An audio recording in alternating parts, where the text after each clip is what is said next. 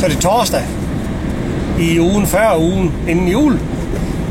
Det er ved at være vinter. Der har været frostvejr i et stykke tid, ned til 10-15 grader om natten.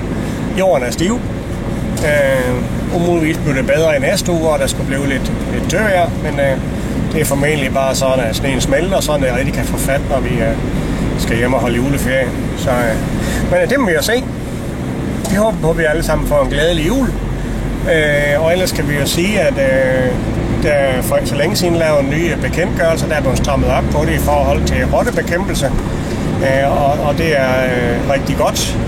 Jeg har selv været på en adresse for kort tid siden, hvor at ejeren kendte nogle, som drev landbrug, og han havde ingen problemer med at skaffe trædegift til rotterne, som han egentlig gerne havde smidt i kloakken for at få rotterne til at gå til.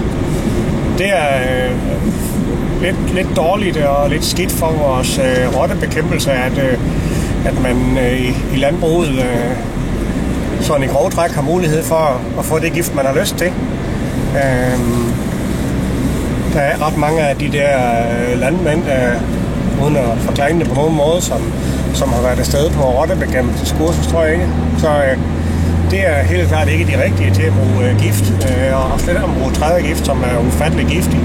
Så det skal være meget varsom, ikke? Så der kan vi da kun bruge systemet for, at de har fået opdateret rottebekæmpelsen en lille smule.